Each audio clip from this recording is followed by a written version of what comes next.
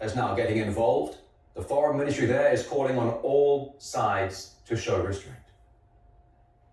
Russia is a permanent member of the UN Security Council. It is an independent and sovereign superpower. Russia autonomously plans and exercises its foreign policy and strategy, based completely on its own judgment and national interests.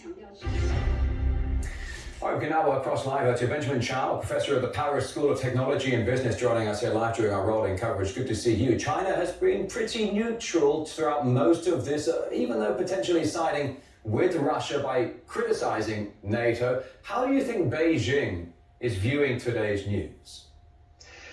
Beijing is increasingly clear on its position. The Chinese Foreign Minister Wang Yi on Thursday told the Russian Foreign Minister two key points.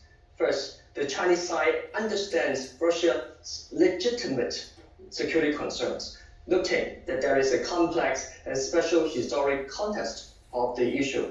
And I think he's alluding to what many critics have argued, which is that the US and NATO reneged on their commitments, kept expanding eastward, refused to implement the new Minsk agreement, and violated United Nations resolution. And we all heard the Russian foreign minister saying that the Russian side was forced to take necessary measures to safeguard its rights.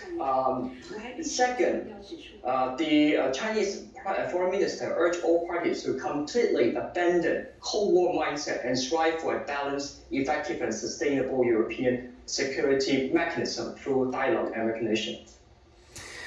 Do you think the Russian president is feeling pressure from his Western partners, also his American professional partners too? They've been coming out with pretty colorful descriptions, calling this a heinous act, and well, some other terms as well. Do you think the Russian president is feeling any pressure after today's initiation of this special military operation that's basically being called an invasion? Definitely, because of a lot of disinformation campaign from the West. But what many people also see is that what the US wants now is a divided Europe that cannot threaten the United States, and that is forced to follow whatever unjust wars the NATO is fighting. And we are also seeing an increasingly sandwiched Europe that was forced to suspend the Nord Stream natural gas pipe, so that they have to buy more expensive shale gas from the States, that they have to use the US dollar, so that they have a weaker Euro system, and that there are always some wars somewhere for the US to sell some about to expire weapons too. And so I think now, just as the Chinese government spokesperson for today said, we should reject all sanctions altogether, and not just towards Russia, because it's simply ineffective. And the US is the culprit of all this. They just run away whenever there is a real conflict, after selling weapons to the country they are supposed to protect. Well, obviously, America has essentially cornered that of the market of military hardware around the world. It is the biggest military exporter, but worth being said, Russia is also a huge military exporter as well. With this conflict going on right now, does this mean that if Europe has said no to the Nord Stream 2 gas pipeline and potentially more Russian gas, does this mean that more Russian gas is going eastwards now to China? China is very supportive to Russia in this regard, because the two countries are very complementary to this. In fact, when President Putin arrived in Beijing this month, the two countries signed a big deal about natural gas and about energy.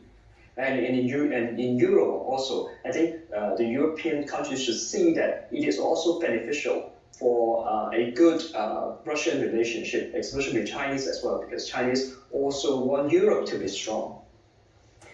Yeah, China, though, is urging for all sides to remain calm. If China were to choose a side, because it's essentially trying to be neutral here, but if China were to choose a side, which side do you think it would join?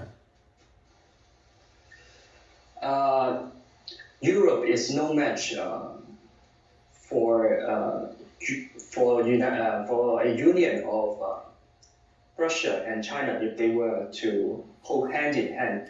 But for now, China wants to make friends with everyone, with Europe and with Russia and even the States. And if you look at the history of China in the last 40 years, China has not waged any wars for its rise.